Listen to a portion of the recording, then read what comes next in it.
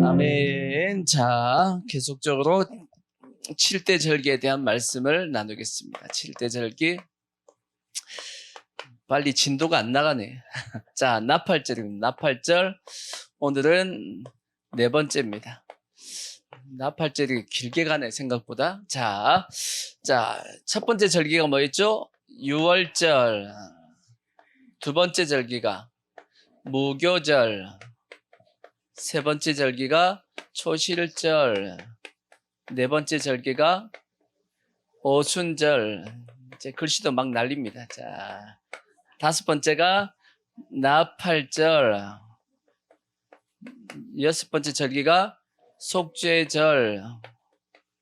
그 다음에 마지막 일곱 번째가 장막절. 그렇게 이제 됩니다. 지금 나팔절 하고 있는데, 나팔절은 무엇에 대한 예표냐? 예수 그리스도의 재림과 휴거에 대한 말씀입니다. 휴거에 대한 말씀이고, 마태복음 24장에 보면 제자들이 예수님에게 와서 물어봤죠. 예수님의 재림 때, 마지막 때는 어떤 징조들이 있습니까? 어떤 일들이 발생합니까? 라고 제자들이 예수님 앞에 물어봤다고요. 그때 이제 예수님께서 마지막 때에 있을 징조에 대해서 쭉 얘기했습니다. 징조에 대한 말씀을 쭉 하셨고, 그리고 그 징조에 대한 말씀 이후에 그래서 너희는 뭐라고 해요? 어떻게 살아야 되냐? 어떻게 살아야 하느냐? 어떻게 해야 되느냐 하는 것에 대한 말씀을 예수님께서 하셨습니다. 그 첫 번째가 이제 지난주에 말씀드리길 어떻게 해야 된다? 깨어 있으라 그랬어요. 깨어 있으라. 깨어 있으라 하고 예수님께서 말씀했습니다. 왜 깨어 있어야 되냐? 그만큼 잠자기가 쉬운 시대가 마지막 때라는 겁니다. 그래서 열처녀의 비유가 거기에 대한 예표입니다. 예수님께서 쭉 말씀하시고 거기에 대한 비유적인 말씀을 25장에 해주셨는데, 이 깨어있으라에 대한 이 비유가 결국은 열처녀의 비유입니다. 열처녀의 비유. 열처녀의 비유에서 예수님은 10명의 처녀가 있었는데 5명의 처녀는 슬기 있는 5처녀였고 5처녀는 미련하다, 그렇게 말씀했어요. 근데 이 10명의 처녀가 신랑이 올 때 이제 맞이하기 위해서 나갔단 말이에요. 근데 신랑이 어떻게 왔어요? 신랑이 더디 오므로 5명은 자고 5명은 깨 있었나요? 성경에 보면 슬기로운 5처녀도 퍼들어 잡고 미련한 5처녀도 퍼들어 잡습니다. 그러니까 10명 더 자고 있었다는 얘기예요. 그러니까 예수님이 오실 때 예수님이 더디 오는 걸 통해서 이게 심각한 겁니다. 우리가 그냥 우스갯소리로 지금 우습게 우리가 들었지만 실상 우리의 영적 상태가 잠을 자기가 무척 쉬운 시대가 마지막 때라는 뜻입니다. 10명 다 잤잖아. 슬기로운 처녀들도 뭐 했어요? 잤어요. 미련한 처녀들만 잔 것이 아니고, 그렇다면 그만큼 마지막 때는 마귀의 미혹이 심할 것이고 깨어있기가 쉽지 않은 시대가 된다, 그 뜻입니다. 그러니까 우리는 어떻게 하든지 주님이 뭐 하고 있으라? 깨어있으라고 했으니 깨어있으려고 예를 써야 됩니다. 아멘. 그래서 누가복음에 있는 말씀처럼 술 취함과 방탕함과 생활의 염려로 뭐해지지 않게끔, 내 마음이 뭐해지지 않게끔, 둔해지지 않게끔, 내 심령이 살아있어야 되는데 둔해지면, 이 영적 감각이 둔해지면 나도 모르게 잠을 자기가 쉽다라고 말씀하고 있으니까 우리는 어떻게 되냐? 이것이 술 취함과 방탕함과 그 다음에 생활의 염려 가운데 내가 내 마음이 뭐해지지 않게끔, 둔해지지 않게끔 우리가 내 심령을 잘 관리해야 된다라고 말씀을 드렸습니다. 아멘. 그래서 자문서의 말씀처럼 무릇 지킬 만한 것보다 더 어떻게 해요? 내 마음을 지키라고 말씀했죠. 어떻게 지켜야 된다고 말씀했어요? 기억하나요? 어떻게 내 마음을 지켜요? 그 다음 말씀에 내 눈과 내 마음을 바르게 봐야 돼. 삐뚤하게 보지 말라 그랬어요. 바르게 봐야 된다고. 바르게 봐야지만 내 마음을 지켜진다라는 말씀을 했기 때문에 우리가 그렇게 해서 내 마음을 뭐 해야 되냐? 잘 지켜나가셔야 됩니다. 내 마음이, 심령이 둔해지지 않게끔. 자, 그 다음 말씀, 예수님께서 어떻게 살아야 되냐고 말씀했냐면 준비하고 있으라 하고 말씀했어요. 뭐 하고 있으라? 준비하고 있으라. 뭘 준비하라는 게? 우리는, 예수님은 신랑이고 우리는 뭐하죠? 신부죠. 신부. 우리는 신부입니다. 어떤 신부냐? 정결한, 순결한 그러한 신부가 돼야 되는 겁니다. 아멘.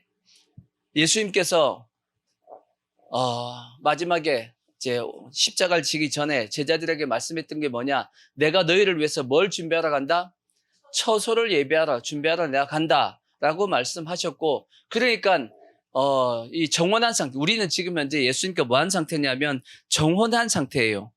결혼을 이제 하겠다라고 하는 정혼한 상태인데, 이것은 이미 법적으로는 뭐냐면 혼인 상태입니다. 정혼이라는 것 자체가 법적으로는 혼인 상태예요. 마치 예수님의 그 부모님인 마리아와 요셉이 정혼한 상태였을 때 마리아가 예수님을 잉태했단 말이에요. 그러면 어떻게 되죠? 이미 법적으로는 결혼한 상태인데 남의 일을 가졌으니까 마리아가 죽을 수밖에 없는, 돌에 맞아 죽을 수밖에 없는 상태가 되었던 겁니다. 근데 그걸 요셉이 어떻게 하려고 그래요? 요셉이 의로운 사람이라 그걸 자꾸 드러내고 해가지고 마리아가 이렇게 그게 들통이 나면 돌에 맞아 죽으니까 조용히 가만히 어떻게 해요? 끊으려고 했다라고 이제 그렇게 왜 그렇게 한 거예요? 마리아 살리려고, 마리아하고 그 아이를 살리려고 요셉이 그렇게 했다라고 성경이 말씀하고 있단 말이에요. 그러니까 그러듯이 정혼한 상태입니다. 정혼한 상태에서는 이 신부될 이 아가씨가 뭘 해야 되냐 하면 신부가 뭐 해야 되죠? 이 순교를 지켜야 된다고. 아멘. 영적인 순교를 지키셔야 돼. 아시겠죠? 여자분 지조를 지키셔야 돼. 아시겠죠? 여자분뿐 아니라 우리 모두는 다, 남자도 다 뭐냐면 예수님의 신부입니다. 우리도 다 예수님의 신부라서 우리는 우리의 순교를 지킬 수 있는 정결한 신부로서 예수님을 맞을 수 있는 준비하고, 그 다음에 이제 세마포를 입어야 될 거 아니에요. 세마포. 그렇죠? 결혼식에 들어갈 때 신부가 뭐 입고 들어가야죠? 웨딩 드레스 입고 들어가야 될 거 아니에요. 그죠? 아멘. 네, 그렇게 입고 들어갈 수 있게끔, 그래야지 다 그 결혼식이 즐거운 기쁜 날이 될 수 있으니까 우리가 그렇게 준비할 수 있는 모습이 되어야 한다라고 예수님께서 이제 말씀을 하신 겁니다. 아멘. 자, 이제 그 세 번째가 뭐냐? 세 번째 오늘 말씀 보면 45절에 보니까 충성되고 지혜 있는 종이 되라고 말씀했어요. 그러니까 세 번째는 충성된 종입니다. 무슨 종? 충성된 종이 되어라 하고 예수님께서 명령을 하셨습니다. 충성된 종이 되어야 됩니다. 아멘. 이것에 대한 비유가 뭐냐면 달란트 비유예요. 달란트 비유가 충성된 종에 대한 비유에 대한 말씀인데, 우리가 잘 알죠. 달란트의 비유. 그죠? 우리가 꼭 기억해야 될 것은 예수님의 종이 되는 것이 좋은 거예요? 나쁜 거예요? 영광스러운 거예요? 안 영광스러운 거예요? 예수님의 종이 된다라는 게 싫은 거예요? 좋은 거예요? 좋나요? 별로 안 좋아하는 것 같아요. 성경에 세례 요한이 이런 고백을 한 적이 있습니다. 요한복음 1장 26절에 보면 세례 요한은 이렇게 고백했다고. 요한이 대답하되 나는 물로 세례를 베풀거니와 너희 가운데 너희가 알지 못하는 한 사람이 섰으니 곧 내 뒤에 오시는 그이라. 나는 그의 무엇을 신발끈을 풀기도 감당하지 못하겠노라 하더라. 신발끈을 푼다라는 게 무슨 뜻이에요? 이게 신발끈을 푼다는 게 뭐냐면 주인이 밖에 나가서 들어왔을 때 그 집에서 가장 낮은 하인이 뭐하냐면 주인의 신발을 끈을 푸는 겁니다. 그러니까 하인 중에서도, 종 중에서도 어떤 종이에요? 가장 낮은 종입니다. 그 종이 하는 게 뭐냐면 신발끈을 풀어요. 이해가 되시죠? 근데 세례 요한이 고백합니다. 나는 그 예수님의 메시아에 무엇도 할 자격이 없다? 신발끈을 풀 자격도 없는, 그것도 감당할 수 없는 그러한 사람이다라고 고백을 했다고. 뭔 뜻이냐? 예수님의 종으로서의 자격도 없는 사람이다 라고 세례 요한이 그렇게 고백을 한 겁니다. 아니, 종 될 자격도 없다라고 고백했다고 세례 요한이. 그럼 우리는 종 될 자격이 있어요, 없어요? 아니, 세례 요한은 어떻게 살았어요? 세례 요한은 광야에서 살았죠. 먹는 것도 뭐예요? 메뚜기와 석청을 먹었죠. 그 다음 옷은요, 가죽옷, 좋은 옷을 입었나? 그 가죽옷이 좋은 옷이 아니에요, 그냥. 그런 옷 입고 진짜 힘들게 빈궁한 낮은 자로서의 삶을 살았단 말이에요. 그런 세례 요한도 뭐 할 자격이 없다고 그랬어요. 예수님의 종 될 자격은 자격이 없다고. 근데도 하나님이 자기를 뭘 세워주신 거예요? 예수님의 종으로 세워주셨다라고 그는 감사했다고. 아멘. 그럼 우리는 하나님 앞에 종으로서 부름을 받은 것이 감사한 거예요? 안 감사한 거예요? 감사해요? 감사하시기 바랍니다. 우리는 다 하나님의 종으로서 부름을 받았다는 것 자체에 대해서 이것이 얼마나 큰 영광이고 얼마나 큰 또한 우리에게 주어진 기회고 얼마나 감사한지를 우리가 그렇게 정성적으로 진짜 바르게 알고 있어야 된단 말이에요. 근데 우리는 예수님의 종이 되는 것을 마치 되게 싫어하는데 아니에요. 이것이 얼마나 큰 영광인지 모르는 겁니다. 그래서 성경은 어떤 종의 자세를 가져야 된다고 말씀하냐면 누가복음 17장 7절에 보면 무익한 종의 자세를 가지라고 그렇게 말씀을 하고 있는 거예요. 이런 자세를 가져야 된다고. 너희 중 누구에게 밭을 갈거나 양을 치거나 하는 종이 있어 밭에서 돌아오면 그대로 곧 와 앉아서 먹어라 말할 자가 있느냐. 그러니까 종이 밖에 하루 종일 나가가지고 밭일도 하고 그다음 뭘도 했어요? 양도 치고 그 다음에 하루 종일 일하고 들어왔는데 주인이 얘기하기를 어떻게 얘기해요? 같이 밥 먹자라고 얘기하지 않고 밥 차리라고 얘기한다고. 그래서 도리어 그대로 내 먹을 것을 준비하고 띠를 띠고 내가 먹고 마시는 동안에 뭐 하고요? 같이 먹자도 아니야. 수종 들고 너는 그 후에 먹어라, 먹고 마시라 하지 않겠느냐. 명한대로 하였다고 종에게 주인이 감사하겠느냐? 감사한다 안 한다? 감사 안 한다라는 거. 그거 당연한 거다라고 생각한다라는 거죠. 주인이. 이와 같이 너희도 명령받은 것을 다 행한 후에 이르기를 우리는 무슨 종이라? 무익한 종이라. 우리의 하여야 할 일을 한 것뿐이라 할지니라 하고 예수님께서 이런 자세를 가져야 된다라고 말씀한 거예요. 그러면 이런 자세를 가지면 주인은 보니까 아주 나쁜 놈이죠. 주인이 아주 나쁜 놈처럼 안 보이나요? 근데 종은 이거 당연한 거야 라고 얘기를 했단 말이에요. 이렇게 되기 위해서는 두 가지 조건이 필요하다고 제가 말씀을 드렸습니다. 이런 조건이 되기 위해서는 두 가지의 어떤 선행 조건이 있어야 됩니다. 그게 뭐냐? 첫 번째는 뭐냐면 주인이 나에게 엄청난 뭘 주었냐면 은혜를 준 겁니다. 주인으로부터 엄청난 은혜를 받아야지만 종은 그렇게 생각할 수 있어요. 이렇게. 그게 첫 번째 조건이고 두 번째 조건은 뭐냐면 주인이 나에게 그렇게 은혜를 베풀 때 그냥 자기가 넉넉해가지고 은혜 베푼 것이 아니고 주인이 엄청난 희생을 통해서 나에게 은혜를 베풀어야 됩니다. 그래야지만 종은 저렇게 생각하게 됩니다. 왜? 자기는 주인 없었으면 살 수 있어요? 없어요? 주인 없었으면 살 수 없는 존재였는데 주인 때문에 사는 거야. 아멘? 근데 주인이 날 살리기 위해서 자기가 엄청난 희생을 한 거야. 그러니까 종의 입장에서는 내가 뭔데 주인이 날 위해서 이렇게 희생을 해가지고 날 살리냐 이렇게 생각해 보니까 내 평생 주인을 위해서 사는 것이 아깝지 않다라고 생각이 든 겁니다. 그래서 이 종이 나는 무익한 종이다. 당연히 해야 할 것을 했을 뿐이다라고 고백을 하는 겁니다. 그러면 저걸 우리에게 지금 적용해 보자고요. 예수님은 우리를 위해서 은혜를 베풀었어요? 안 베풀었어요? 우리는 갚을 수 없는 예수님으로부터 은혜를 받았습니다. 아멘?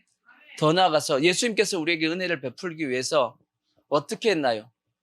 예수님이 우리도 당하기 수 없는 그 십자가의 그 고통을 당했어요? 안 당했어요? 엄청난 희생을 통해서 예수님이 우리에게 뭐 하셨냐면 은혜를 베푼 겁니다. 아멘? 그럼 우리도 저렇게 고백을 해야 돼요? 안 해야 돼요? 저렇게 하는 게 우리가 양심적이지 않겠어요? 그죠? 그래요, 안 그래요? 그래서 예수님의 종이 무익한 종이 되는 것이 당연해요, 안 당연해요? 당연하죠? 근데 당연하게 그러니까 살아야 돼. 아시겠죠? 당연하게 저렇게 사는 게 맞습니다. 그래서 우리는 절대 주의 일을 하는 것에 대해서 잘못된 생각을 가지면 안 되고 바른 이 무익한 종의 자세를 가질 수 있는 우리의 모습이 꼭 되기를 부탁의 말씀을 드리겠습니다. 아멘. 특별히 이제 오늘 말씀에 충성된 종이 되라고 말씀했죠. 충성된 종이 되라고 말씀했던 건 보면 충성을 요구했다는 것은 우리에게 무엇이 있다는 뜻이냐면 맡은 것이 있다는 뜻이에요. 맡은 것. 우리가 잘 아는 말씀처럼 맡은 자에게 구할 것은 충성이니라. 그렇게 말씀한 것 보니까 우리에게 맡은 무엇이 있는 거죠. 우리에게 충성을 요구하는 거 보니까 주님이 우리에게 뭐 했다는 뜻이냐면 뭔가 맡긴 겁니다. 뭘 맡겼어요? 우리에게 뭘 맡겼죠? 그렇죠. 예수님께서 우리에게 맡기신 건 뭐냐? 예수님께서 부활하신 이후에 승천하시기 전에 제자들에게 마태복음 28장 맨 뒤에 뭐라고 말씀했어요? 모든 족속으로 제자를 삼아 아버지와 아들과 성령의 이름으로 세례를 주고 내가 너에게 분부한 모든 것을 가르쳐 지키게 하라고 말씀했죠. 그렇죠? 오직 성령이 너에게 임하시면 사도행전 1장에 있는 말씀처럼 사마리아와 온 유대와 사마리아와 땅끝까지 내 증인이 되라고 말씀했죠. 다 뭘 맡겠다는 얘기예요? 영혼을 맡겠다니, 영혼. 그렇죠? 영혼 구원을 주님께서 우리에게 맡기셨다라고 말씀했어요. 그러니까 우리는 모든 하나님의 성도는 다 무슨 사명을 갖고 있냐면 영혼을 구원하기 위한 사명을 다 가지고 있습니다. 아멘. 우리는 그렇게 뭐 해야 되냐면 여기셔야 돼요. 아멘. 뭐 목회자만 그런 사명을 가지고 있는 것이 아니고 모든 성도 답니다. 아멘. 더 나아가서 이러한 어떤 사명에 대해서 맡은 것에 대해서 감당할 수 있게끔 예수님께서 우리에게 두 가지를 주셨어요. 두 가지를. 하나는 뭘 주셨냐? 양식을 주셨고 하나는 또 뭘 주셨냐? 달란트를 주셨어요. 우리가 이것을 뭐 할 수 있게끔 맡은 것 뭐 할 수 있게끔 감당할 수 있기 위해서 양식을 주셨고 뭘 주셨다? 달란트를 주셨다고. 이거는 다 주신 겁니다. 예, 우리에게 다 맡은 자가 다 되었으니까 맡은 자에게 다 동일하게 다 준 거예요. 뭘 주었다? 첫 번째 양식, 두 번째 달란트를 다 주었습니다. 그러니까 우리에겐 지금 뭐가 지금 와 있냐? 양식과 달란트는 다 와 있습니다. 그럼 그 양식은 뭔가요? 저 양식은? 자, 아까 저기 본문 말씀에 보면 몇 절을 보냐면 45절을 보면 마태복음 24장 45절 충성되고 지혜 있는 종이 되어 주인에게 그 집 사람들을 맡아 때를 따라 뭘 나눠줘야 된다? 양식을 나눠줘야 된다. 때를 따라서 밥 나눠줘야 된다. 그 뜻인가요? 밥 줘야 된다. 맛있는 밥을 줘야 된다. 그 뜻인가요? 이건? 그 뜻이 아니고 이 양식은 뭐겠어요? 말씀이지. 그치? 요한복음 6장에 예수님께서 말씀했듯이 참된 양식은 뭐다? 하나님의 말씀이 곧 참된 양식이라고 말씀했듯이 우리는 저 양식을 받았습니다. 아멘. 저 양식을 뭐 해야 되냐면 영혼들에게 공급해야 되는 사명이 우리에게 있단 말이에요.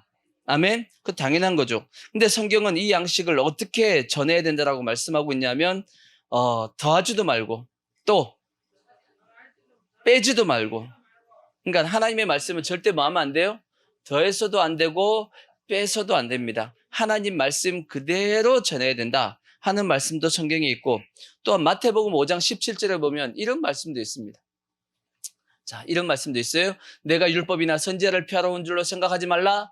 피하러 온 것이 아니요 완전하게 하려 함이라. 진실로 너에게 이르노니 천지가 없어지기 전에는 율법의 1.1획도 결코 없어지지 아니하고 다 이루리라. 그러므로 누구든지 이 계명 중에 지극히 작은 건 하나라도 뭐 하면 안 돼요? 버리고 빼지 말라는 거야. 아무리 작은 계명이라 할지라도 뭐 하면 안 된다? 버리고 빼서 전하면 안 된다. 또 그같이 사람을 가르치는 자는 천국에서 뭐하다? 지극히 작다 일컬음을 받을 것이요. 그러니까 하나님의 말씀을 전하는데 뭔가 자기 이익을 위해서 뭔가 더하거나 빼거나 뭔가 하면 천국에 갔을 때 주님은 너 왜 더하고 뺐어? 해가지고 혼낸다는 뜻이에요. 그러니까 천국에 가서 적은 자가 된다. 그렇게 말씀했는데 그 다음 말씀 또 뭐라고 말씀하냐? 누구든지 이를 뭐하며? 행하며 가르치는 자는 천국에서 크다 일컬음을 받을 거다. 그러니까 우리가 두 가지를 다 해야 됩니다. 하나님의 말씀을 빼고 어떨 땐 더하고 전해서도 안 됩니다. 알겠죠? 그 다음에 또 하나님의 말씀은 어떻게 전해야 된다고요? 행하며 가르쳐야 돼요. 나는 안 하면서 너는 해. 이렇게 하면 그게 뭐죠? 그게 내로남불이지 뭐. 그죠? 나는 안 할 텐데 너는 그렇게 해야 돼? 라고 얘기하면 그거 안 되잖아. 그죠? 가르치기 위해서 뭐 해야 되죠? 자기도 하면서 가르쳐야 된다라고, 그래야지만 천국에서 크다 일컬음을 받는다라고 그렇게 말씀하잖아. 그러니까 우리가 아이들 키울 때도 마찬가지죠. 우리가 보통 이제 애들 키울 때, 저도 그렇게 했는데, 가끔 이제 콩밥을 한다. 콩밥이 맛있어요, 맛없어요? 콩밥 맛없어. 근데 애들 이제 콩을 먹여야 될 거 아니야. 콩을 먹여야 될 거 아니야. 그렇죠? 그럼 어떻게 해야 돼요? 내가 먹어야지. 나도 먹기 싫지만 애들 콩 먹이기 위해서 애들 밥에다 콩 얹어주고, 나도 먹을 테니까 너희들도 먹어 하고 이렇게 얘기한단 말이에요. 그러면 이제 요셉이는 아빠가 먹으니까 좀 맛없지만 요셉이는 잘 집어 먹어. 근데 예림이는 어떻게 하냐? 아빠 잘 먹네. 아빠 먹어. 이렇게 줘. 하여튼 내가 못 이겨. 근데 행하며 가르치는 겁니다.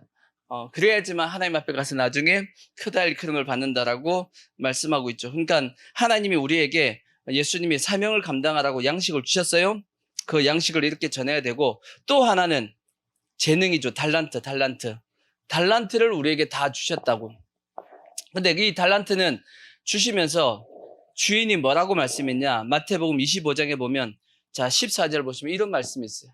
25장 14절 보면, 또 어떤 사람이 타국에 갈 때 그 종들을 불러 자기 소유를 맡김과 같으니 각각 뭐대로, 그 재능대로 한 사람에게는 금 5달란트, 2달란트, 1달란트를 주고 떠났다라고 되어 있듯이, 우리가 꼭 기억해야 될 것은 뭐냐? 달란트는, 양식은 다 주셨으면, 양식은 다 똑같이 줬어요. 왜? 우리가 성경 말씀을 가지고 있으니까 양식은 다 똑같이 받았습니다. 하지만 달란트는 다 다르게 받았습니다. 종류도 다르게 받았습니다. 종류도 다 같아요, 틀려요? 다 다릅니다. 그 달란트의 크기도 같아요, 틀려요? 다 다릅니다. 그러니까 절대 달란트는 뭐 하면 안 되냐면 비교하면 안 돼요. 달란트는 네가 잘났네, 내가 잘났네, 그게 돼야 안 돼요? 그거 하면 안 됩니다. 달란트는 사람마다 다 다르게 받았으니까 절대 달란트는 뭐 하면 안 되냐면 비교하시면 안 돼. 아시겠죠? 그래서 네가 잘났네, 내가 잘났네 절대 하면 안 되는 겁니다. 그 다음에 달란트의 크기도 사람마다 다 달라요. 많이 받은 사람도 있고 적게 받은 사람도 있습니다. 많이 받은 사람은 어떻게 하면 되죠? 많이 받았으니까 많이 일해야 될 것이고, 적게 받은 사람은 당연히 적게 받았으니까 적게 일하는 것이, 자기가 받은 만큼 그것을 하는 것이 당연한 겁니다. 아시겠죠? 근데 여러분들은 당연하게 생각 안 한다고 보면, 누구는 많이 하고 누구는 일 안 하냐고 그렇게 얘기하면 돼요, 안 돼요? 안 돼요. 많이 일하는 사람은 많이 받았기 때문에 많이 일하는 거고, 적게 일하는 사람은 적게 받아서 적게 일하는 거야. 그게 따라서 나중에 주님 앞에 가면 뭘 받냐면 상을 받는 겁니다. 많이 일했으면 주님 앞에 뭘 받고 많은 상을 받는 것이고, 적게 일했으면 적게 일한 만큼의 상을 받는 겁니다. 또 달란트를 받았음에도 불구하고 일을 안 하면 주님 앞에 나중에 이제 책망을 듣게 되는 거죠. 악하고 게으른 종이 될 수 있는 거죠. 그렇게 해서는 안 되겠지. 하여튼 중요한 것은 달란트는 종류와 크기가 다 같다 틀리다, 다 다르다 하는 것을 꼭 기억하시고, 절대 뭐 하면 안 된다? 비교해서는 안 된다. 그리고 뭐 하면 안 되냐면 불평하지 마십시오. 왜 나는 이렇게 하는데 너는 왜 저러냐? 그렇게 얘기하면 안 돼. 아시겠죠?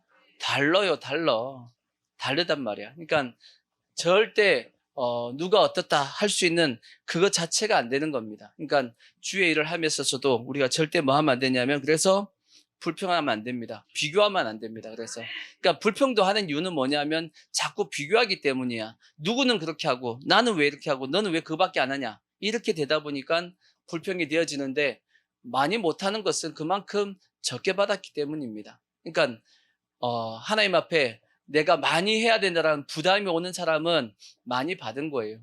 여러분 마음속에 이렇게 해야 된다라고 자꾸 부담이 오는 것은 내가 많이 받았기 때문이야. 그러니까 성경에 많이 맡은 자에게 주님께서 뭘 요구하신다? 많이 요구하신다라고 말씀했듯이, 내가 많이 받았구나 라고 생각하시면 됩니다. 아시겠죠? 그렇게 생각하시고, 그리고 이제 혹시나 또 새롭게 이제 새신자들이나 이렇게 와가지고 주일을 하려고 하면 우리가 어떻게 해줘야 돼요? 주일을 하려고 하면 교회에 와가지고 처음 뭔가 일을 하려고 그러면 할 수 있어요? 못해요? 잘 못하지. 뭐 해야 될지도 모르잖아. 그럼 앞에서 어떻게 해줘야 돼요? 일을 할 수 있게끔 본을 보여줘야 되는 거예요. 이렇게 하는 겁니다 하고 본을 보여주면 그 뒤에서 이제 따라서 하다 보면 그게 일이 이제 주의 일이 되어져 가는 거죠. 우리가 그렇게 일을 할 수 있게끔 인도하는, 안내하는 그러한 역할을 우리가 감당해야 되는 겁니다. 그것이 우리가 주님께서 우리에게 양식을 주시고 달란트를 주셔서 충성하라고 하신 주님의 우리에게 요구하시는 그런 내용이란 말이에요. 근데 문제는 뭐냐? 성도들이 뭐가 자꾸 되기 싫어하냐면 주의 종이 되는 걸 되게 싫어합니다. 목회자 말고 교회 와서 종으로서 일을 하는 것 자체를 뭐냐면 오늘날 성도들이 싫어한다라는 거예요. 그게 문제예요, 한국 교회는. 그래서 한국 교회의 특징은 거의 교회에서 뭐 하는 사람이 없냐면 봉사하는 사람이, 일하는 사람이 없어요. 교회 성도들이 뭐 1000명, 2000명 된다 할지라도 실제 엄청나게 큰 교회라 할지라도 막상 들어가서 보면 일하는 사람은 몇 명 안 돼요. 몇 명 안 되는 사람이 그 일을 다 하고 있고 나머지는 그냥 다 뭐 하고 있는 거예요? 그냥 주일날 와서 예배 드리고 그냥 가는 겁니다. 꼭 기억하셔야 돼요. 뭘 기억하셔야 되냐? 종이 안 되면 아들의 권세가 안 옵니다. 꼭 기억하셔야 돼요. 종이 돼야지만 뭐가 주어지냐면 아들의 권세가 주어집니다. 뭘 보면 알 수 있냐? 탕자의 비유 보면 알 수 있어요. 탕자의 비유. 탕자의 비유에서 탕자가 자기 유산 받을 거 다 가지고 가가지고 쫄딱 망했잖아요. 그죠?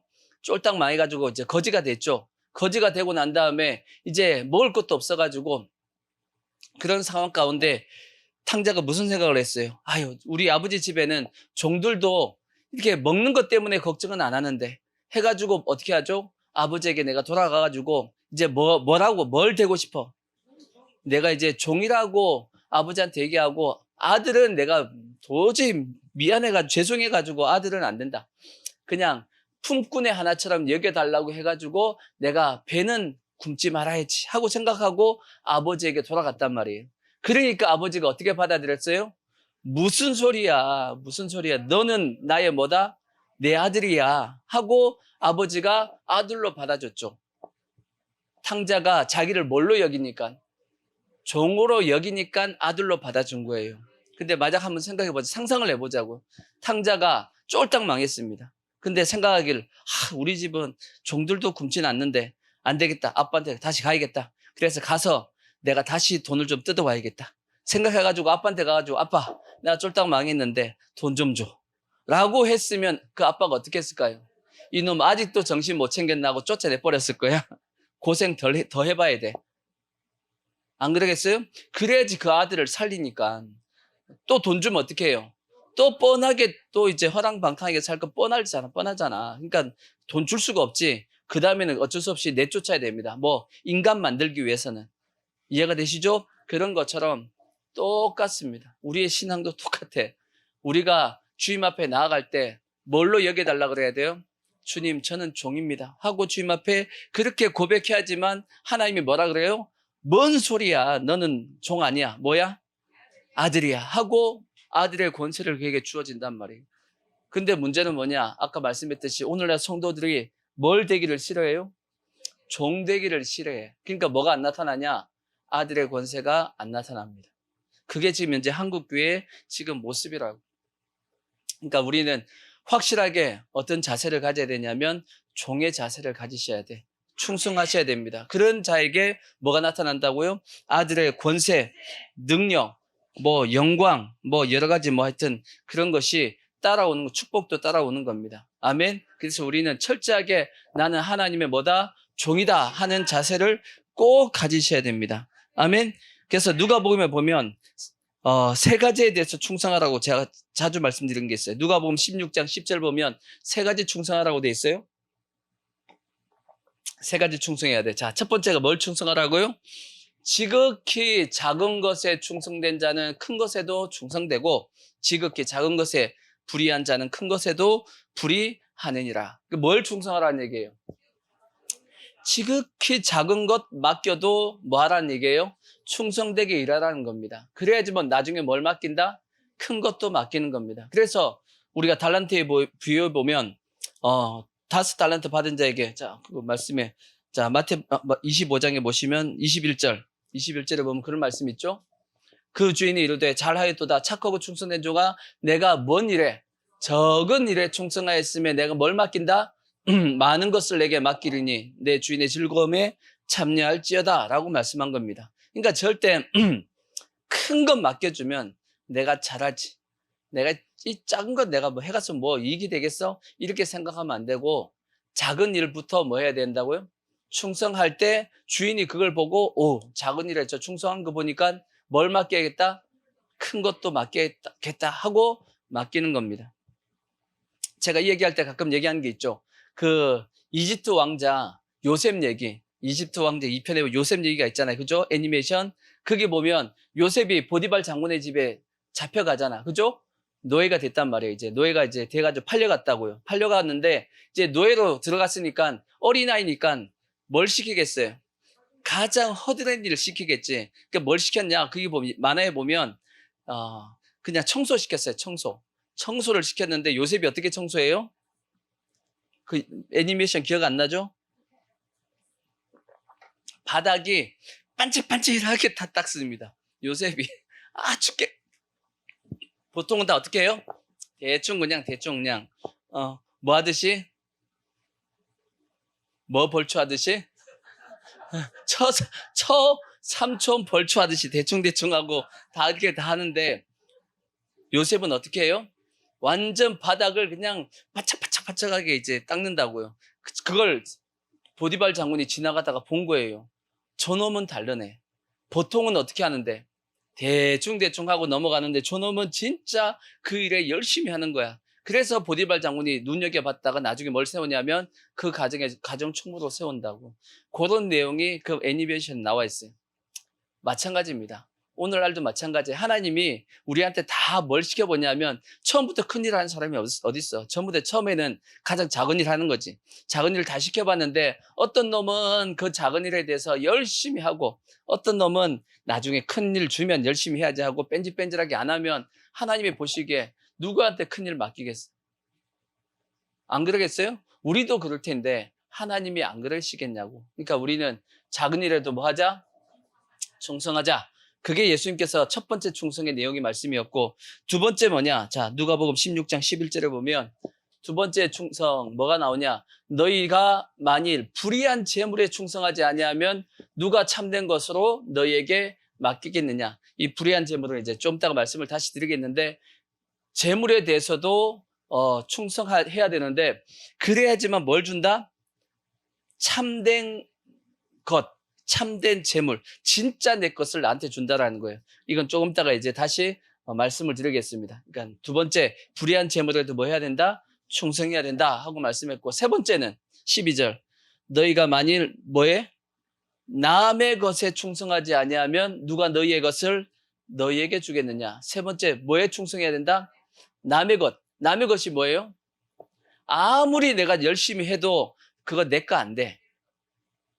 아무리 열심히 내 거 안 돼. 누구 거 되냐?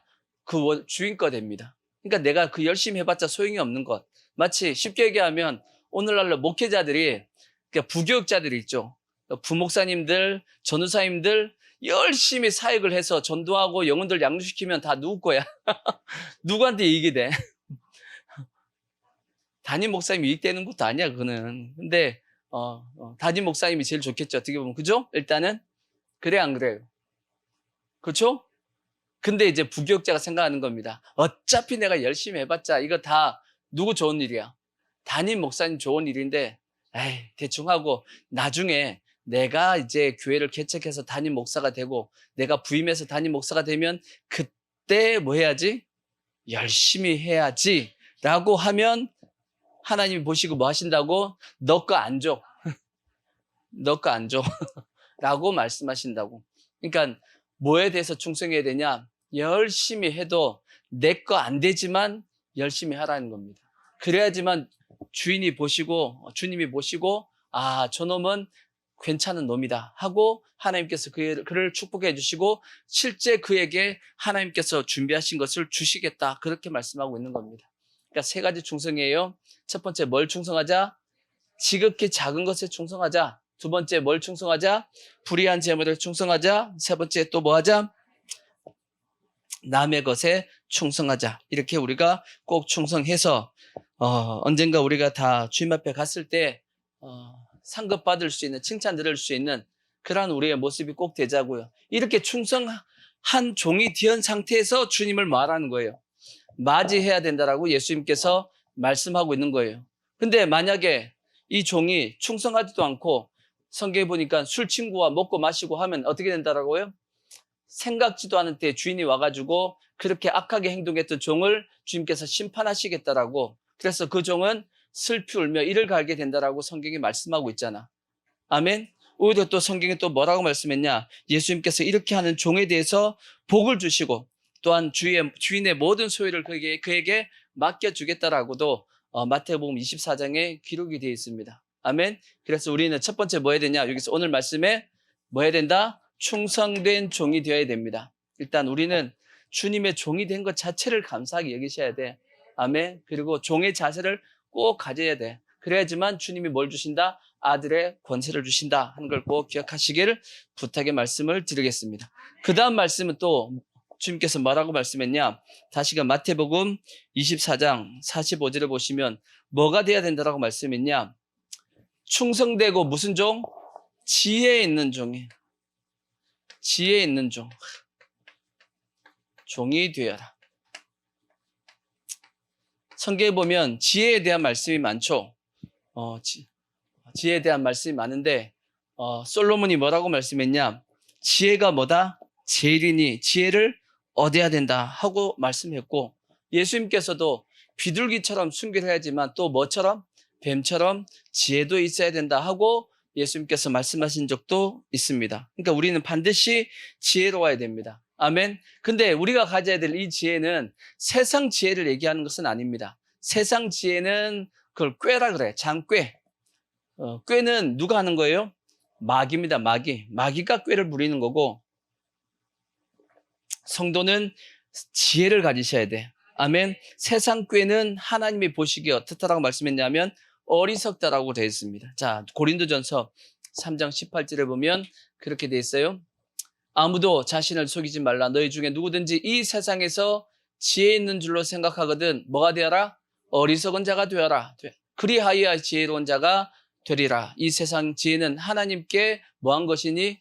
어리석은 것이니, 기록된 바 하나님은 지혜 있는 자들로 하여금 자기 꾀에 빠지게 하시는 이라 하였고, 또 주께서 지혜 있는 자들의 생각을 헛것으로 하신다 하셨느니라. 그러니까 세상 지혜는 하나님이 보시기에 뭐하고? 어리석고 헛된 것이다라고 예수님께서 말씀하셨어요. 그러니까 사도 바울이 얘기했단 말이에요. 그러니까 우리는 세상 지혜를 가지라는 뜻이 아니고 하나님이 주시는, 하나님이 말씀하시는 지혜를 가진 종이 돼야 됩니다. 아멘. 하나님이 말씀하시는 지혜의 종이 돼야 돼. 그러면 하나님이 말씀하시는 지혜는 그러면 뭐냐? 뭘 성경은 지혜라고 말씀하냐? 이 부분에 대해서는 예수님께서 이게 지혜다 하고 설명하신 부분이 있어요. 자, 어디냐? 누가복음 16장 1절에 보시면 이제 기록이 되어 있어요. 예수님께서 이제 비유를 드신 말씀이에요. 또한 제자들에게 이르시되 어떤 부자에게 청지기가 있는데, 부자에게 청지기가 있습니다. 그가 주인의 소유를 뭐하고 있어요? 낭비한다는 말이 그 주인에게 들린지라. 주인이 그를 불러 이르되 내가 내게 대하여 들은 이 말이 어찌 됨이냐? 내가 보던 일을 세마라. 청지기 직무를 계속하지 못하리라 하니, 청지기가 속으로 이르되 주인이 내 직분을 빼앗으니 내가 무엇을 할까? 땅을 파자니 뭐가 없고 힘이 없고 빌어먹자니 부끄럽구나. 내가 할 일을 알았도다. 이렇게 하면 직분을 빼앗긴 후에 사람들이 나를 자기 집으로 영접하리라 하고, 주인에게 빚진 자를 일일이 불러다가 먼저 온 자에게 이르되 내가 내 주인에게 얼마를 빚졌느냐? 말하되 기름 100마리니이다. 이르되 여기 내 증서를 가지고 빨리 앉아 50이라 쓰라 하고, 또 다른 이에게 이르되 내가 얼마를 빚졌느냐? 이르되 밀 100석이니이다. 이르되 여기 내 증서를 가지고 80이라 쓰라 하였느니라. 주인이 이 옳지 않은 청지기가 일을 어떻게 했어요? 지혜 있게 하였으므로 뭐 했어요? 칭찬하였으니, 이 세대 아들들이 자기 시대에 있어서는 빛의 아들들보다 더 지혜로움이라. 내가 너에게 말하노니 불의의 제물로 아까 불의의 재물이 나왔죠? 불의의 재물로 뭘 사기라? 친구를 사기라. 그리하면 그 재물이 없어질 때에 그들이 너희를 영주할 처소, 영원한 처소로 영접하리라 하고 예수님께서 비유의 말씀을 하셨다고. 근데 우리가 이 비유의 말씀을 보면 다들 이제 성도들이 이 말씀을 처음 읽으면 이해가 안 됩니다. 왜 이해가 안 되냐? 저 청지기가 지혜롭게 행했어요? 아니면 주인의 재물을 더 낭비했어요? 더 낭비했잖아. 왜? 주인에게 밀백석을 빚졌으면 청지기는 뭐 해야 돼요? 백석을 어떻게든 받아내야지. 그게 청지기가 해야 될 일이잖아. 근데 이 청지기가 어떻게 했어요? 너 얼마 빚졌어? 밀백석인데 50이라고 써. 하고 그냥 지 마음대로 50을 깎아줘 버렸어. 그러면 어떻게 되겠냐고. 주인의 입장에서는 이 나쁜 놈이지. 뭐 한 거예요? 횡령한 거예요. 횡령한 거. 그렇잖아요? 근데도 주인이 이제 그 얘기를 다 듣고 나서 그 청지기를 불러가지고 자른 것이 아니고 어떻게 했다고요? 그가 뭐 했기 때문에? 뭐 했기 때문에? 지혜롭게 일했기 때문에 뭐 했다? 칭찬했다라고 돼 있잖아. 다 아까 보시면 그렇게 돼 있잖아. 주님이 그 앞에. 자, 8절 주인이 이 옳지 않은 청지기가 일을 지혜 있게 하였으므로 칭찬하였으니. 일을 지혜롭게 했어요? 나쁜 짓 했어요? 횡령을 하든 나쁜 짓 했는데 주인은 이것을 지혜롭게 생각하고 오히려 칭찬했다라고 돼 있다고. 이게 뭔 뜻일까? 이걸 세상적인 어떤 개념으로 생각하면 이건 말 자체가 이게 안 맞는데? 라고 생각하지만 이건 이제 성경적인 신앙적인 어떤 모습에 보면 이게 이 뜻이구나 하는 것을 우리가 충분히 알 수 있는데, 그러면 이 청지기가 지혜롭게 한 건 왜 어떻게 지혜롭게 한 거예요? 어떻게 했길래 지혜롭게 한 거예요? 주인이 뭘 지금 칭찬한 거예요?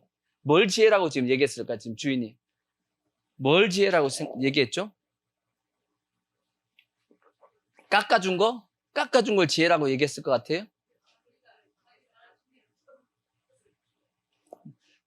예수님이 지금 이 말씀, 이 비유의 말씀을 하실 때 딱 찍어서 이게 지혜다라고 하신 그 부분이 뭔 것 같아요? 이게 지혜야 라고 말씀한 부분이 이 비유에서 뭔 것 같아요? 느낌에.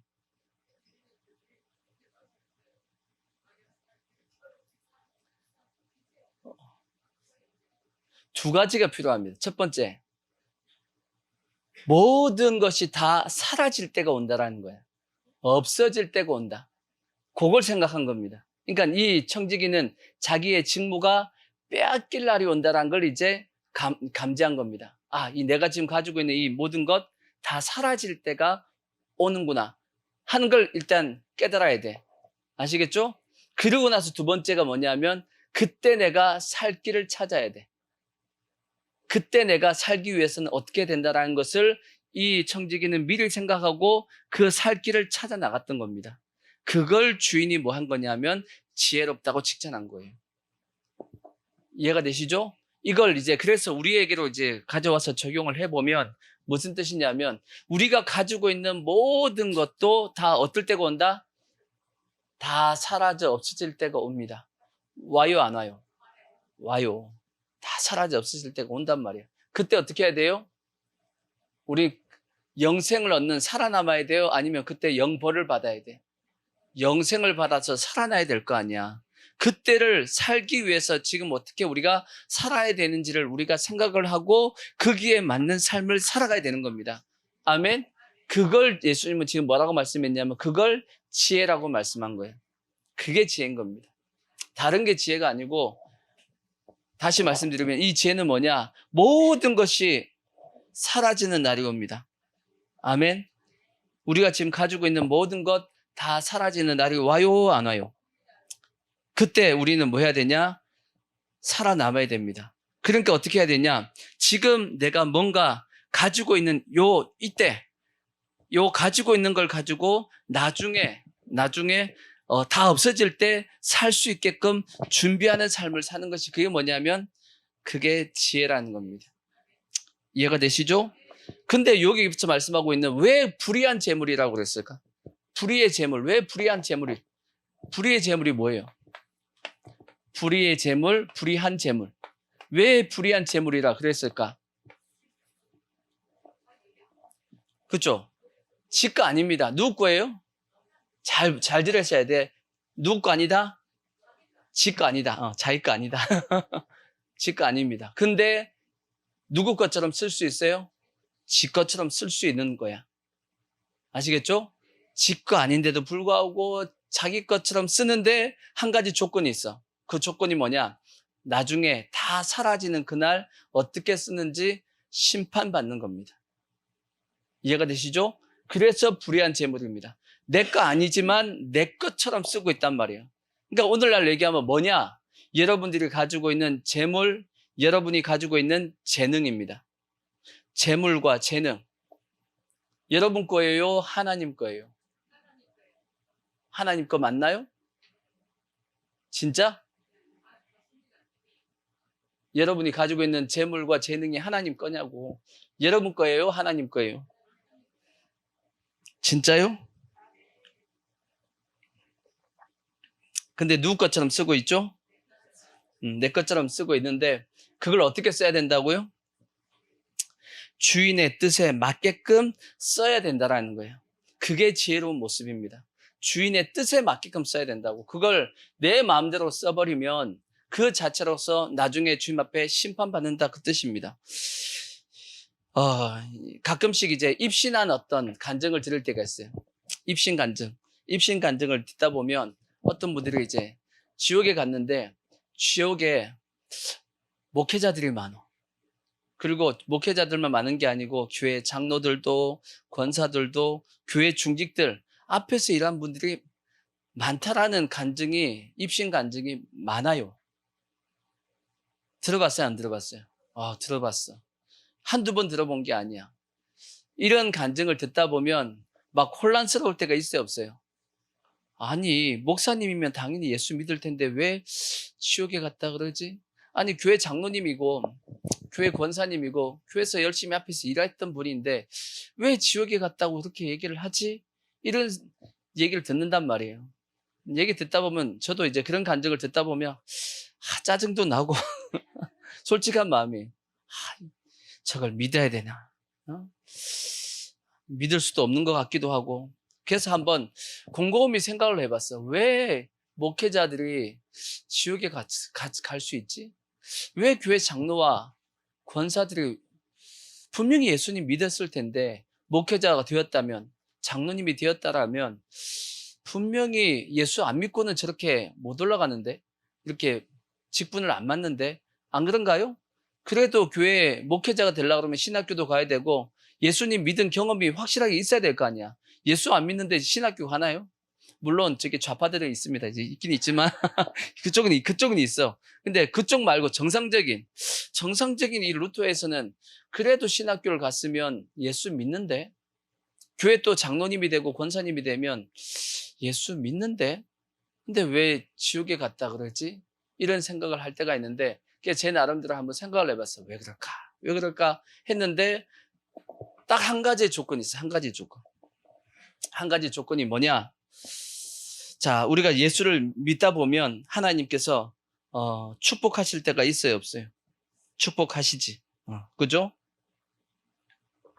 축복을 받았어요.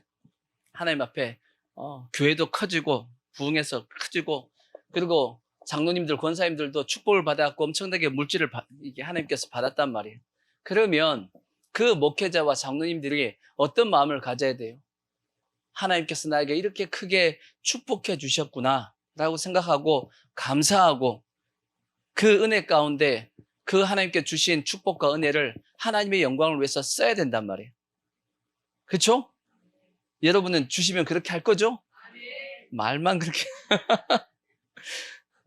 우리 또 기도하지. 주시기만 해보셔야 돼. 그렇게 한다고. 근데 뭐 주면 또 아니야 또 보면. 근데 그렇게 받았는데도 불구하고 이분들이 이제 처음에는 그렇게 했겠지. 그러다가 점점 이분들이 어떤 마음이 생기냐면 자기가 받은 그 은혜와 축복이 어떻게 느껴지냐면 당연하게 느껴지는 겁니다. 당연하게 느껴지는 거예요. 왜? 내가 열심히 기도했잖아. 내가 열심히 교회에서 일했잖아. 봉사했잖아. 충성했잖아. 내가 열심히 했으니까 하나님이 나에게 이렇게 축복해 주시고 잘 살게 해 주셨지. 당연한 거지. 라고 마음이 이제 생각이 오는 겁니다. 그런 생각이 들겠어요, 안 들겠어요? 근데 그거 당연해요, 안 당연해요? 지금 생각해보면 안 당연한데 막상 그 상태가 되면 당연하게 느껴집니다, 이게.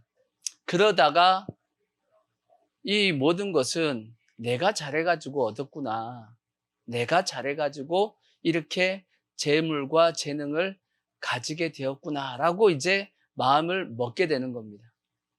그렇게 되면 이제 어떻게 되냐면 모든 것을 누가 잘한 거예요? 내가 잘한 거예요. 그래서 내가 이렇게 축복받고 잘 사는 것도 하나님의 은혜가 아니고 뭐냐면 내 공로, 내 의가 되어버립니다. 그렇게 되어져 버리면 이제 가망성이 있어. 그렇게 될 가망성이. 이해가 되시죠? 맞아요, 틀려요? 그럴 가능성이 있을까 없을까요? 제가 보기에는 다분히 있을 것 같다는 생각이 솔직히 들거든. 왜 그 지옥에 저분들이 가시 계실까? 저런 분들이? 근데 아마도 그런 과정이라면 그것이 가능하지 않겠냐라는 생각이 저도 든단 말이에요. 그래서 절대 우리가 생각해야 될 것이 뭐냐? 절대 우리는 내 의는 있다 없다. 내 의 없습니다. 그리고 나의 재물 있다 없다. 없다. 내 재능 있다 없다. 없다. 라는 생각을 뭐 해야 되냐면 가지셔야 돼요. 그래야지만 우리의 신앙이 지혜 있는 종으로서 계속 살아갈 수 있습니다. 지혜 있는 종으로서. 내 재물, 내 능력 없는 겁니다. 오직 모든 것은 다 하나님께서 나에게 은혜로 주신 것이고 내 구원받은 것도 마찬가지죠. 내 의가 아니고 누구의 의예요? 하나님의 의잖아. 우리가 로마서 지금 강의하고 있는데 우리가 구원받은 것은 하나님의 의를 통해서 그 하나님의 의가 뭐라고요? 예수 그리스도. 그리고 예수 그리스도를 믿음을 통해서 구원을 받는 거지. 내 공로와 내 의는 있다 없다? 없다. 오직 모든 공로는 누구만 가지고 있다? 하나님만 가지고 있다. 라고 생각해야 된단 말이에요. 그래서 성경의 로마서 10장 1절을 보시면 유대인들이 그렇게 생각했다. 유대인들이 잘못된 생각을 한 겁니다. 형제들아 내 마음이 원하는 바와 하나님께 구하는 바는 이스라엘을 위함이니 곧 그들로 구원을 받게 함이라. 내가 증언하노니 그들이 하나님께 열심히 있으나 올바른 지식을 따른 것이 아니니라. 하나님의 의를 모르고 뭘 세우려고? 자기 의를 세우려고 힘써 하나님의 의에 복종하지 아니했다라고 되어 있단 말이에요. 힘써 자기 의를 세우려고 한 거야. 그러다 보니까 하나님의 의를 뭐 하지 않았냐면 복종하지 않고 그걸 믿지 않았던 겁니다. 그래서 유대인들이 구원을 받았다 못 받았다? 못 받았다라고 말씀하고 있듯이 동일하게 우리도 동일한 겁니다. 내 의, 내 재물, 내 능력 이건 내가 잘해서 가졌다라고 생각하는 순간 우리는 하나님 앞에 철저한 엄청나게 큰 죄악 가운데 빠지게 된다라는 거예요. 갈라디아서 3장 1절에 보면 사도 바울이 이 부분에 대해서 심각하게 경고한 말씀이 있어요. 자, 이런 말씀을 했죠. 어리석도다. 갈라디아 사람들아, 예수 그리스도께서 십자가에 못 박히신 것이 너희 눈앞에 밝히 보이거늘 누가 너희를 꾀더냐? 내가 너희에게 다만 이것을 알려하노니 너희가 성령을 받은 것이 율법의 행위냐 혹은 듣고 믿음이냐? 너희가 이같이 어리석으냐? 성령으로 시작했다가 이제는 육체로 마치겠느냐? 이 뭔 뜻이에요? 이게 그 뜻입니다. 육체로 마친다라는 뜻이 뭐냐? 율법을 따라서 구원받겠다라는 뜻이 뭐냐? 자기 의를 중심해서 자기 의로 인해서 신앙생활을 하겠다라고 생각하는 것 자체가 뭐냐? 그것이 하나님을 버리는 그리고 행위를 따라서 율법을 따라서 구원받겠다라고 생각하는 그런 마음 자세가 되어버리는 겁니다. 그러니까 예수 믿다가도 어디로 가냐면 성령으로 시작했다고 다시 어디로 가요? 율법으로 가버리는 상태가 되어지니까 율법으로 갔으니까 구원 받아요 못 받아요? 못 받는다라는 거지. 근데 왜 이 말씀을 하냐? 우리가 자세 자체가 그래서 잘 가져야 된단 말이에요. 내가 가지고 있는 모든 재물 내 것 있어요 없어요? 없어요. 다 누구 거예요? 하나님 거예요. 성경에 그렇게 말씀했어요 안 했어요? 했죠. 신명기 8장에 이렇게 말씀되어 있잖아요. 신명기 8장 18절인가 거기 보시면 그런 말씀 있잖아요. 신명기 8장 18절 보시면 내 하나님 여호와를 뭐하라? 기억하라. 그가 내게 재물 얻을 뭘 줬다? 능력을 주셨습니다. 하나님께서 나에게 뭘 줬다고요? 재물 얻을 수 있는 능력도 누가 주셨냐면 하나님이 우리에게 뭐 하셨냐면 주셨다라는 겁니다. 그러니까 우리는 철저하게 뭐 해야 되냐면 내 능력은 없는 겁니다. 개역 한글판을 보자. 개역 한글판 구약을 한번 틀어봐봐. 열어봐봐요. 개역 한글판 8장 12절을 보십시오. 하나님이 이런 말씀을 하신 적이 있어. 자, 신명기 8장 12절 08장 12절. 자, 보시면 내가 먹어서 배불리고 아름다운 집을 짓고 거하게 되며 또 내 우양이 번성하며 내 은금이 증식되며 내 소유가 다 풍부하게 될 때에 하나님 잘 믿어서 뭐 했다라는 거예요? 축복을 받았을 그때라고 얘기하고 있습니다. 근데 하나님이 그 다음 말씀 뭐 하다고 그래요? 두렵건대. 뭐가 두렵다라는 거예요? 누가 두렵다는 거예요? 일단 누가 두렵다는 거예요? 하나님이 걱정이 된다 그 뜻입니다. 하나님이 우리 지금 보는 성경에는 나중에 뒤에 보면 염려된다라고 되어 있습니다. 근데 옛날 성경에는 두렵다라고 표현되어 있어. 두렵건대 내 마음이 뭐 해가지고 교만하여 내 하나님 여호와를 잊어버릴까 하노라. 여호와는 너를 애굽 땅에 종되었던 집에서 이끌어내시고 너를 인도하여 그 광대하고 위험한 광야 곧 불뱀과 정갈이 있고 물이 없는 간조한 땅을 지나게 하셨으며 또 너를 위하여 물을 굳은 반석에서 내셨으며 또 내 열조도 쭉쭉 이렇게 나온단 말이에요. 그러니까 우리가 지금 가지고 있는 모든 것은 내 것 아닙니다. 다 누구 거다? 하나님 거다. 그러니까 누굴 위해 써야 돼요?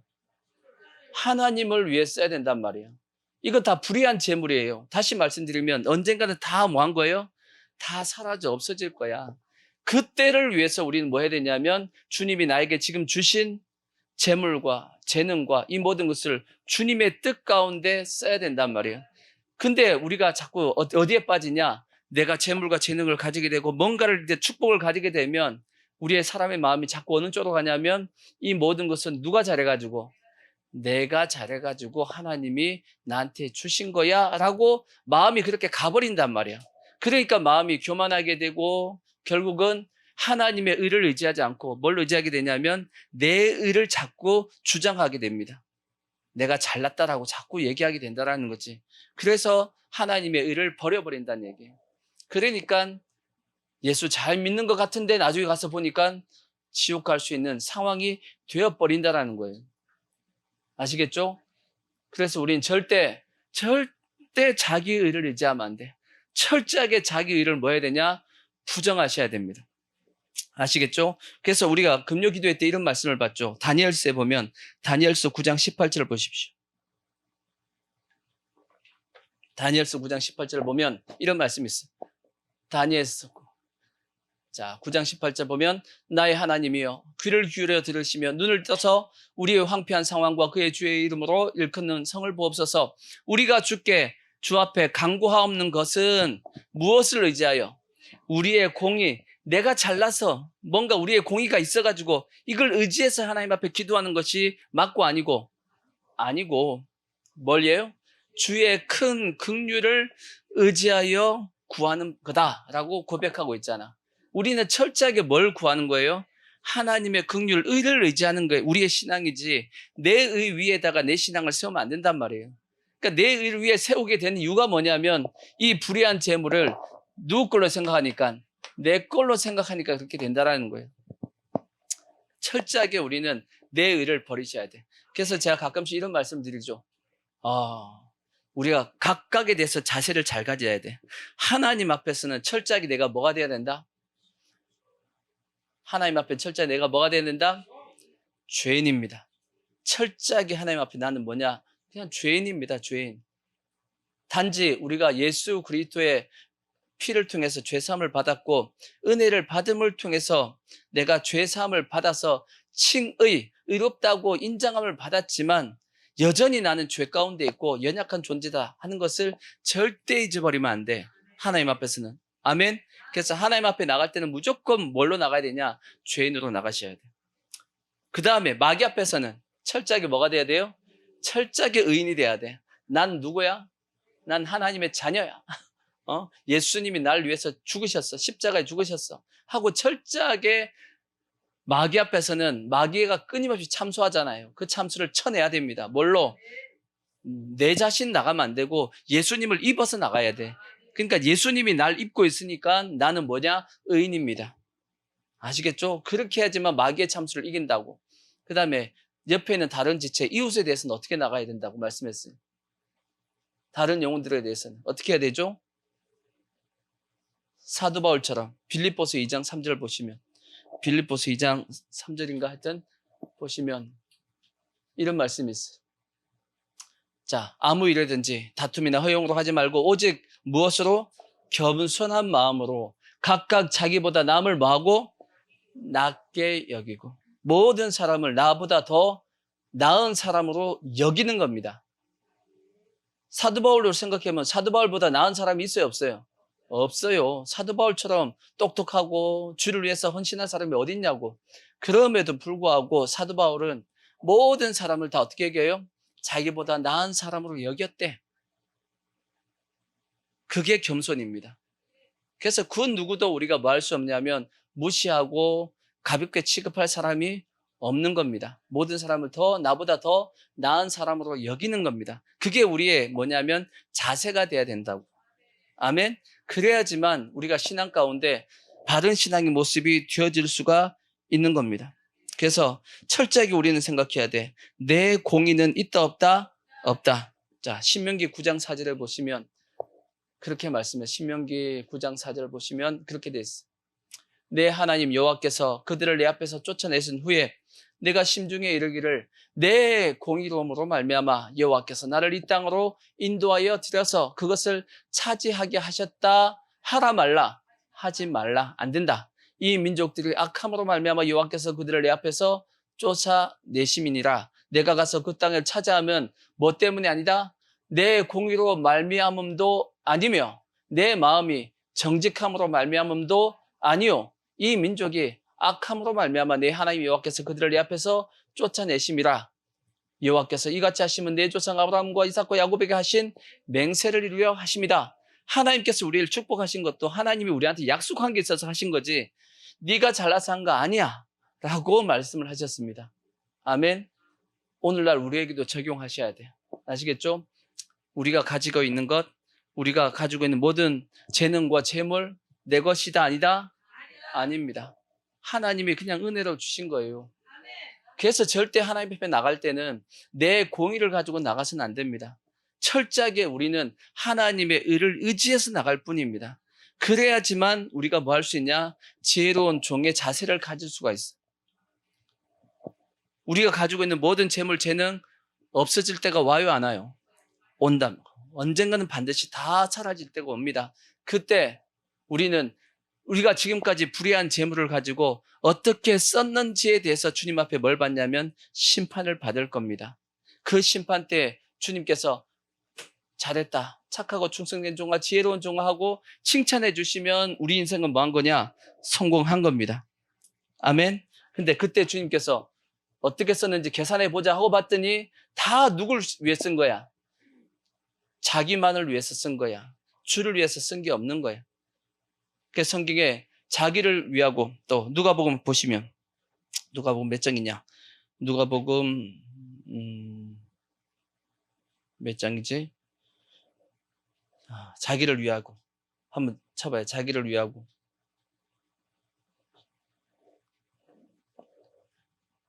어디지? 위까지만 쳐봐. 자기를 위. 자, 누가복음 12장. 자기를 위하여 재물을 쌓아두고 하나님께 대하여 뭐하지? 부유하지 못한 자가 이와 같다. 주님께서 보시기에 어리석은 자가 되는 겁니다. 자기를 위해서는 뭐 했는데? 재물을 많이 쌓아두었는데 하나님을 위해서 뭐예요? 부유하지 못한 자가 이와 같다라고 돼 있다고. 저렇게 되면 돼요, 안 돼요? 저렇게 되면 안 되고 우리가 가지고 있는 이 모든 것들을 향해서 가지고 오직 주를 위해서 살아가야 될 것이고, 아멘. 그래서 우리는 실제적인 성경에서 말씀하고 있는 지혜는 뭐냐? 고린도전서에 보면 십자가의 도입니다. 십자가의 도. 십자가의 도. 다르게 얘기하면 누구처럼 살아야 돼요? 예수님처럼 살아야 되는 겁니다. 모든 지혜는 실제 어디 안에 있냐? 예수 안에 있더라고. 그렇게 성경에 말씀했잖아. 골로새서 2장 3절을 보면 그렇게 돼 있죠.